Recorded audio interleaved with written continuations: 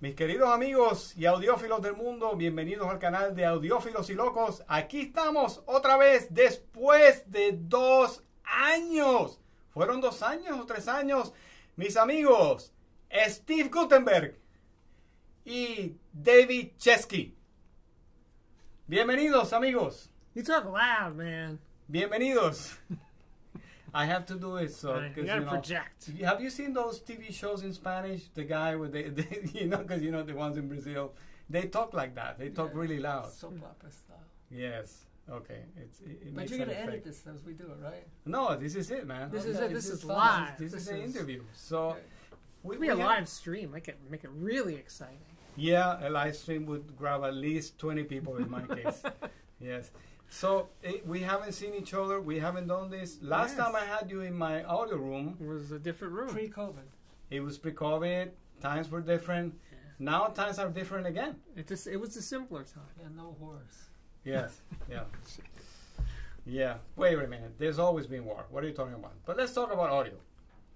So Yes. there's no war in this neighborhood. Do you hear any garbage trucks or ambulances like I in Brooklyn? feel it's eerie how quiet it is. It must be Are there like serial murderers lurking right outside that window right there? probably because it's too quiet, right? Yeah, no one can hear you scream. All you need is some Hitchcock music and the birds, and then you'll be completely freaked out. That's why I'm nervous.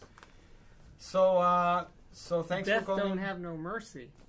Death don't have no mercy. Is that a movie? That's the song we just played. Oh, Death Hello. don't have no mercy. Yeah, That's right. it's a new hit record. It is a new hit About record. to be hit. Which about to be, yes. Yeah. That's David's daughter Paloma. Yeah. Yeah. But the record's gonna be called Soul on Soul. Soul on Soul. Yeah, she's gonna be doing all these classic soul songs. I mean, she writes her own music, Uh-huh. but we just decided as a family it'd be fun for my new project, my new label, to have her sing some of these old songs in her style. It's fantastic. I whatever I heard 2 songs, and I think she's incredible. I think she's going to be an even bigger hit. That's congratulations. She's going to be supporting him Yes. shortly. Really? I hope my daughter makes a lot of money and then I get a nice house on the beach in Puerto Rico and you take care of it. Yeah. It sounds good. So what's new in the world of audio? Are people still into audio these days? Definitely. COVID, brought people together at home, at least, yeah. It was good for business. Yeah, and all the shows are opening again. Yeah, We had Expone is coming up. Expone is coming. We just had Can Jam. Yeah. David, are you planning to attend some of these? I saw you at Can Jam. I'm planning to, we'll play it by ear, but I hope to make it to Expo in the Munich show this year. I'm going to bring Steve to the Munich show. Yeah. And the caddy. Oh, Yeah. that sounds great. The Munich I love show. Germany. It's my favorite place. Yeah. Well, I would like to go also because in that show they also have instrument makers Yeah. expose their instruments. So I can go and try instruments over there. So I can be both a musician and an audiophile. Yeah. It's kind of cool. Stop by the Busendorfer booth. Yeah, Borsendorfer. Do they still make that piano, the computerized piano with With this the extra. Sync clavier I think computer? they all do. I think they all do now. Steinway has it. Yamaha, Busendorfer. Yamaha. That's but you know what? When they started doing those, actually, I did one of the first records on it. My fantasies, and Steve was there. We did it Yeah. at MIT when it was just before it was Busendorfer, before Yamaha, anything. There was a person named Wayne Stonke, and he made the computer to do it. Because, a piano is a velocity instrument. Unlike an oboe where you can lip it and make vibrato, or a violin, this piano is only one thing. The velocity, how fast the hammer hits the string is how it produces. And it only can do it in 127 different variations. So that's all a piano player can do. You can't hit the key and then start to do this. It doesn't work. No vibrato. So, yeah, that's it. You can put sustain on the pedal, or as how fast you hit the key. And as a pianist, I guess subconsciously you learn to do it. You can do super degradations of that. Degradations of that. And you can get all of these kind of textures. But so that's how this piano came to be. Yeah. It was an amazing session. Long story, but Where can people find information about that? Piano? About your project? About piano? Oh, my new record, my new label? Well, if you want, we can talk about that too. Yes. Oh, I think but he I meant, I think he meant that the session. project. The Synclavier project. Oh, the project is we did it. It's called the Fantasies.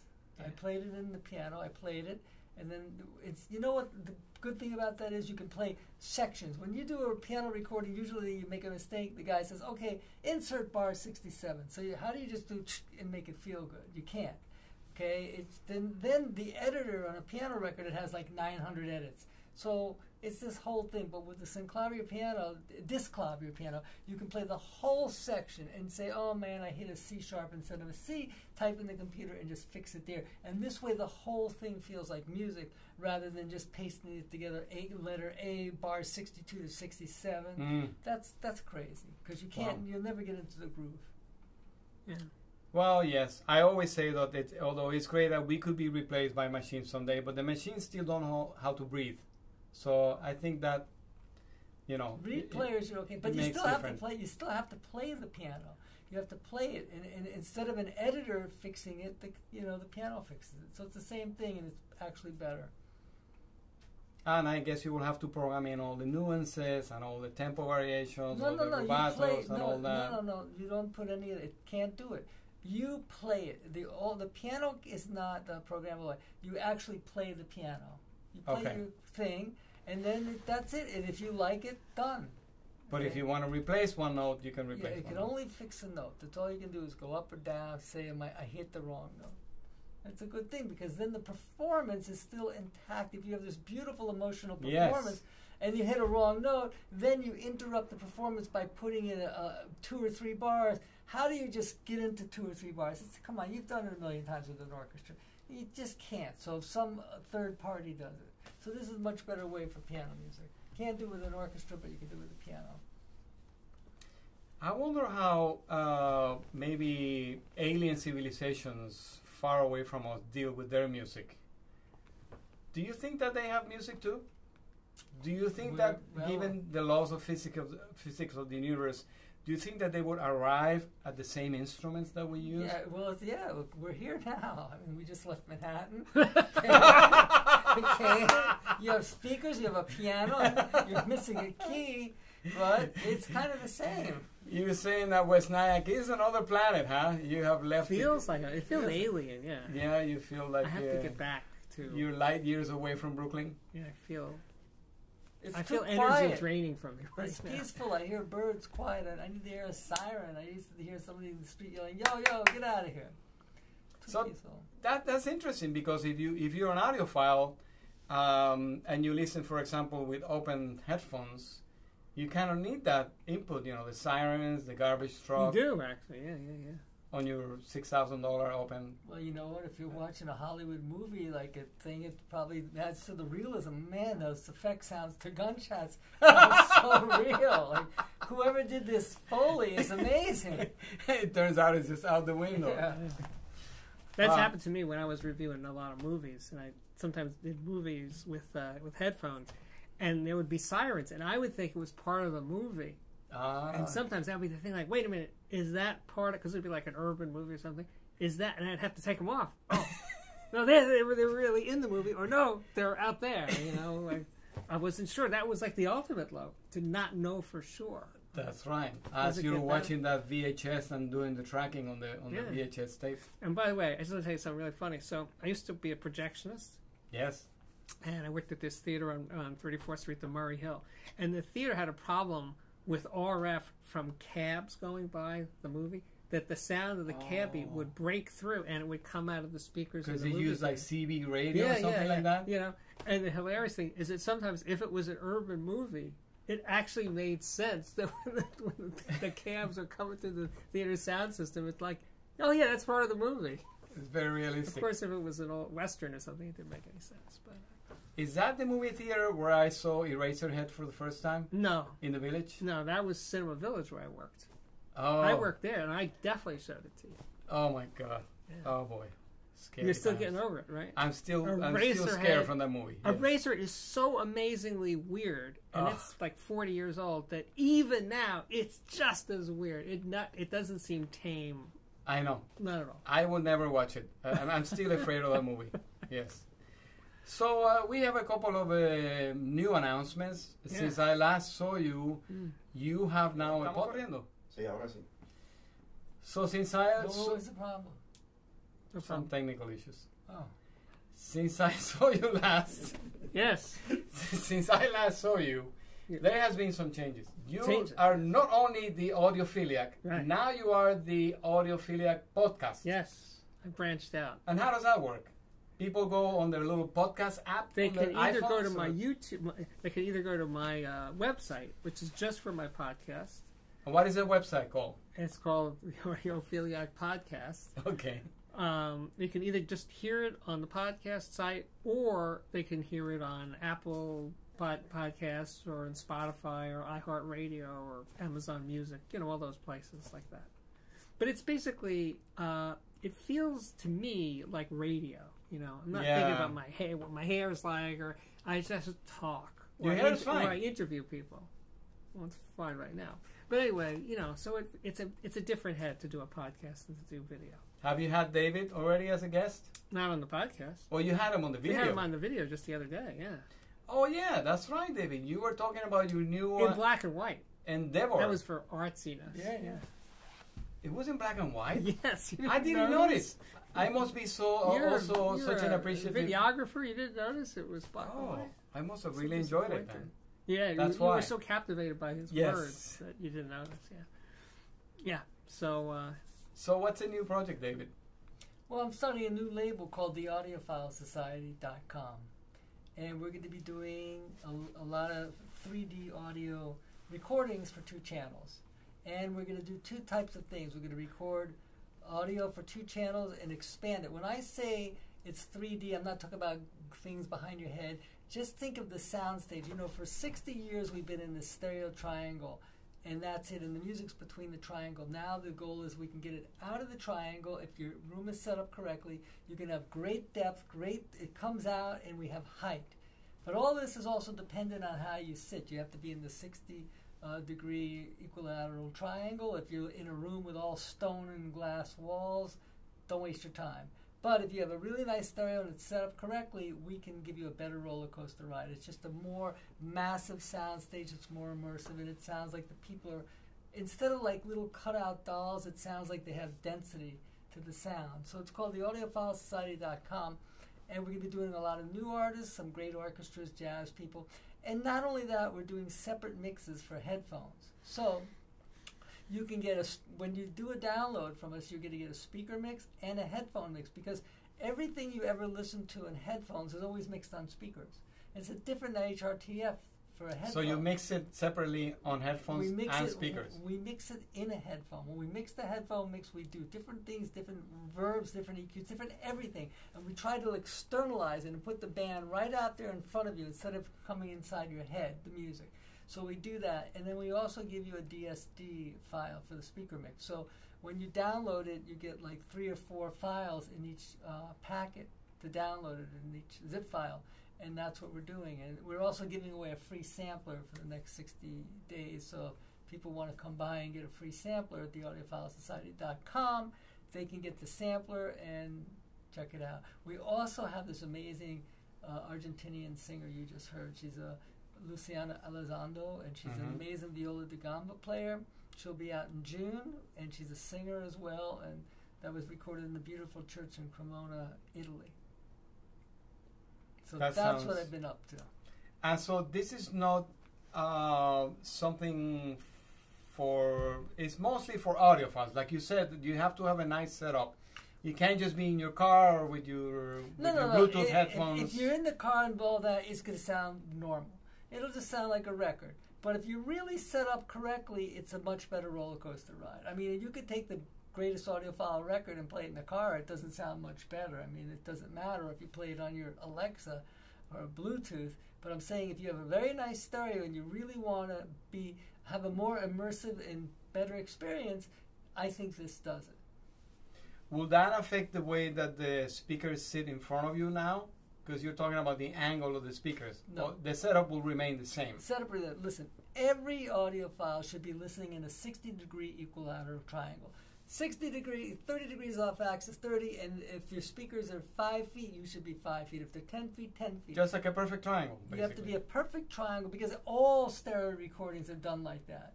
And if they're done like that, with ours, it'll even sound better because we can get past the speaker. Instead of the sound being between the left and right speaker, the sound goes, you know, a few feet beyond the speaker, so the sound stage is like this. And it comes out and it has density. But you have to be in the triangle. Also, room treatment. If you have a room that bounces everywhere, not a normal record won't sound good because all of a sudden the reflections are interfering with everything, you know. How would that be different then from something like Dolby Atmos or any other sort of surround those things, sound look, enveloping those things technology? have 5 speakers, 7 speakers. Audiophiles are not going to go out and buy a 5-channel, 7-channel receiver and 5 speakers. I know some that do, but well, not, we have 2 great speakers. not in one room. Yeah, but 2 great speakers and one great stereo amp or mono amps. That's it. If you had to buy 7 of those, who has that kind of money? But we have these 2-channel systems, so I'm not telling people to go out and saying go out and buy an entirely new stereo. I'm just saying, okay, this is what people like. You have your quads in your house, you have your pass amp here you like. I'm not saying, okay, now you got to get rid of it. I'm going to say, okay, I'm going to adapt my process to what you have and just put it on and hit play. It's the same price. That's how it has to be done. It just fits right in. And anybody of your fans out around the world who wants to try it and come to the site and get the demo, they can listen for themselves and see if it makes a difference. But when people hear it, like I said, you have to be in an equilateral triangle. If the speakers are way down there, it doesn't make a difference. And so, what do you think, Steve? I think it's amazing. You listen to it. David's taking the next step forward. You know, he's done 2-channel with C24 and the Amsonic microphone, binaural, and you know he's going forward. That's great. I think the next thing after that will be mono. I think the future is mono. I like mono. A mono on the left and a mono on the right. It works great. How about mono in the center? Isn't that how stereo? Mono. Isn't that how stereo was developed anyway? It was supposed to be developed. It was supposed to be 3 channels, but people didn't want to buy 3 speakers. Right. Some of them just bought another speaker of a different brand just so they could have stereo, right? Isn't that what people did? But there was this guy, Al Grundy, who was a teacher at the Institute of Audio Research. He was actually one of the owners. There was such a thing? Yeah, it had nothing to do with the company. No, this was on University Place in the Village. It was a school for recording engineers. Okay. And he was, 15 years older than me. And one time I said to him, Al, when you were around for the introduction of stereo, the transition from mono to stereo as a recording engineer, what was that like? He tells me this great story. He says he went to Germany to hear some early stereo recordings. Like, okay, this is what we're going to do next. And he said, so he sat in a room, they had 2 speakers there, and they played on the recording. And he said, okay, when are you going to play the stereo? And I said, this is the stereo. And the thing was, it was stereo, but it was, it wasn't very left-right. It was, more centered. And that's when people started to understand, the engineering community started to, they needed to do that exaggerated stereo left-right, because otherwise the people that were buying their stereo records say, it doesn't sound like stereo, it sounds like mono. So it had to be like, for technical limitations of the time as well, but this is him telling me this is when it went down. He said, this literally happened to me, Al Grundy. He said, okay, so when are you going to play the stereo? And I said, that's it. And from there they went to the Beatles, Well, I think there were technical limitations of the time that made that possible too, but that's what he told me. I wasn't there.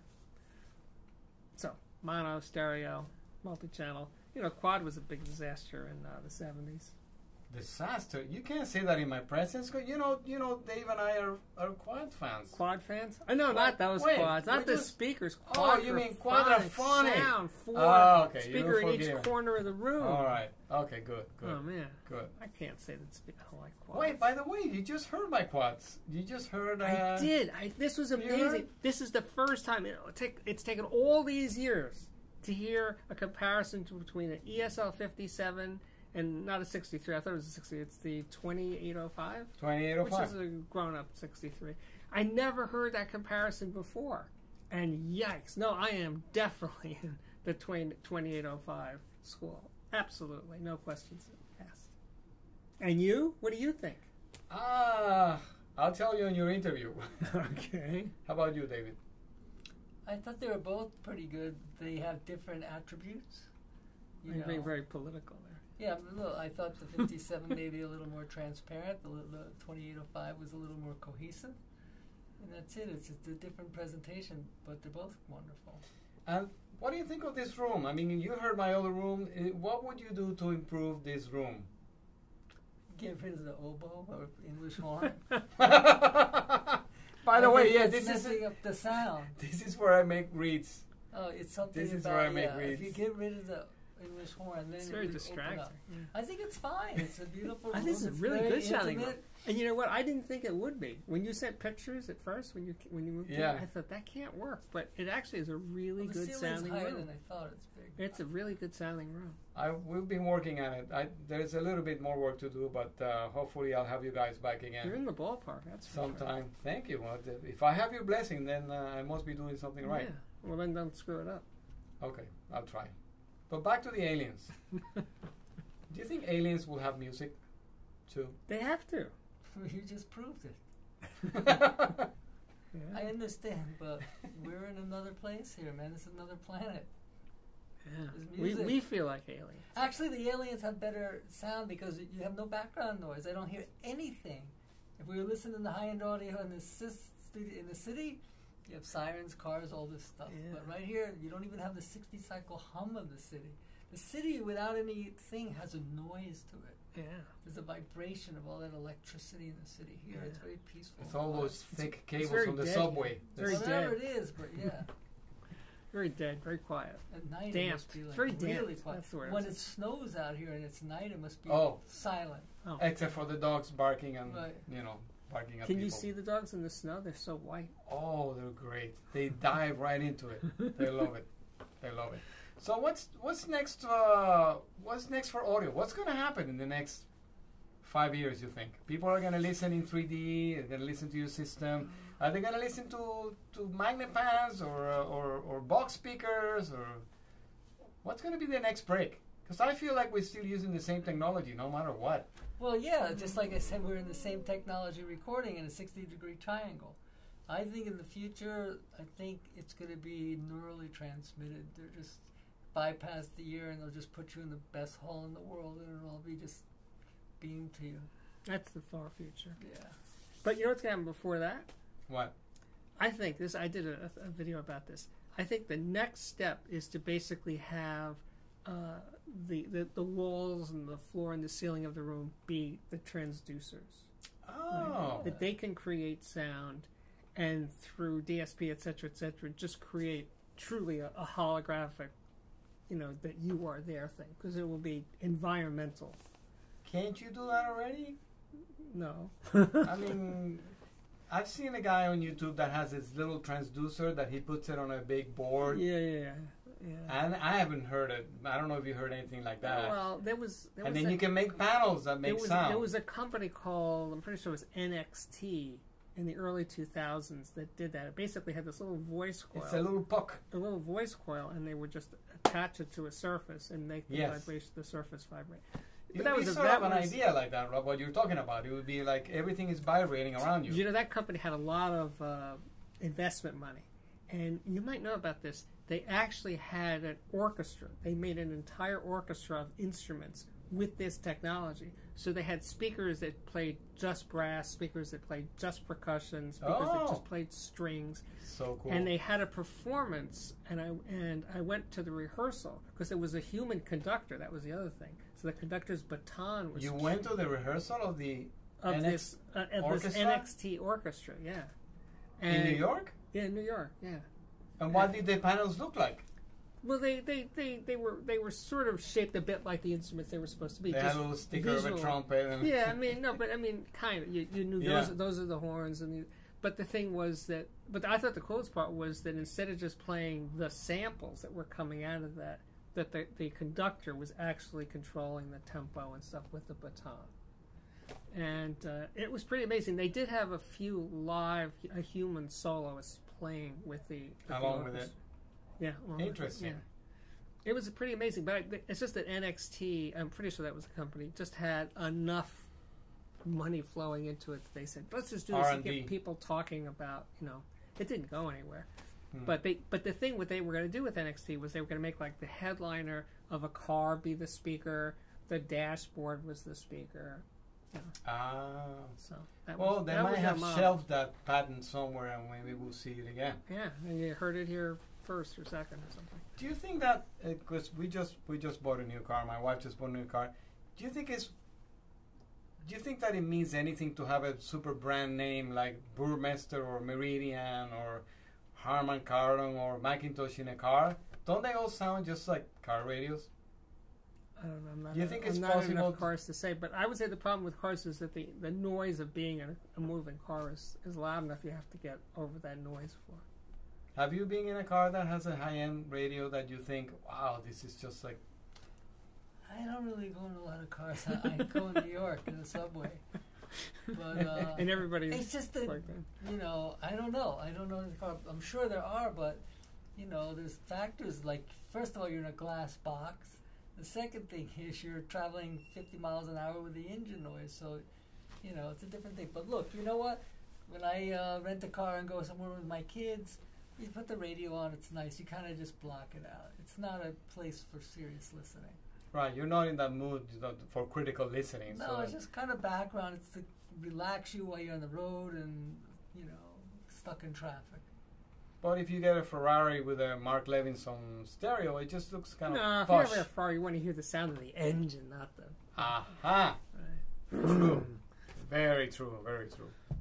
Unless you're parked. Well, then... there was a thing that some car companies, their engine was so quiet that they actually put in a sound effect of the engine.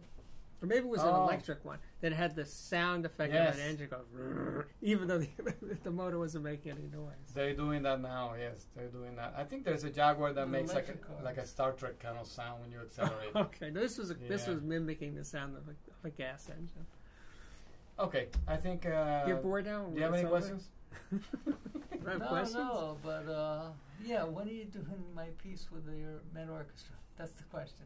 By the way, folks, Pedro is an excellent English horn player. He actually did my piece we did for our own, and I hope he's out there playing it soon, especially in, all around the world. And Steve and I will go hear him. Yeah. Audiophiles actually care about music? Yeah. I'm an audiophile and I also do music. I was still playing. Like I was saying the other day, I believe this. If musicians had the money, I think every musician would love your stereo. Who wouldn't? They love to sit home and listen. Some of my colleagues have been here, and some of them have bought but equipment. Some of them are converted into audiophiles. Nobody comes here and says, who cares about this? Everybody in your orchestra who would come here would say, I would dig this if they had the bread. Well, the problem is that it's like nobody has created a TV that really looks like what happens when you open the window. Right? And musicians, when they're sat in front of a stereo, they're not even going to think that it's going to sound anything like the real thing. So it's just a different discipline. You have to kind of train yourself to believe that you're listening to a stereo. It's like letting yourself go with the illusion. Yeah. It's not like you're saying this is real. But they'll still dig it. I mean, if you're listening, if you're not... Yeah, some of them do. I like it. Like I was saying, look, the kind of music I like, your orchestra is not going to be doing. So I'm forced to go to a stereo. You know what I mean? I'm just saying most orchestras want to play things that are 200-300 years old. I want to hear things that are written today, interesting and all that. For me, I can't hear it. So my hi-fi system is my concert hall. And the thing is, I can hear the music when I want to hear it, not when I have a ticket, and I can hear it if I like it. If I'm listening to your record, playing my piece, I would say, man, Pedro sounds so good, I want to hit it again. And boom. In a concert, they wouldn't play the whole thing again. But in my house on a Sunday morning, I get to hear it again. And I said, Pedro sounded beyond amazing. I'm going to listen to it a third time. And this is the beauty of audio, is you can do these things. You know, people like to hear a same song over and over. You know, it's funny. You don't want to watch a movie. Don't we know it? Yeah, but I can't watch a movie. It sounds like your video. You know what's weird? Deja vu. I can't watch a movie twice. But I can listen to a piece of music I love 100 times. It's kind of weird. It is amazing. Because once I see the movie, I just think the whole thing. But do you know which movie I can watch every day, The Big non-stop? Lebowski. We don't want to know. Groundhog Day. Okay. That's fun. That's fun. Oh, I thought it would be some All right, guys. Well, thank you. Thanks. And by the way, we're giving away this free sampler. Come to the audiofilesociety.com. Sign up. Stay part of the family because we're going to have all kinds of cool things coming up soon. Pues bien, ahí lo tienen mis amigos. Gracias a Steve. Muchas gracias. Chao. Gracias a Steve y a David por estar aquí. Y visiten la página de Steve Gutenberg de Audiophilia y de Audiophile Society de David Chesky. Sí. Bye-bye. And soon to be playing for Barcelona. Adiós. Ciao. Bye.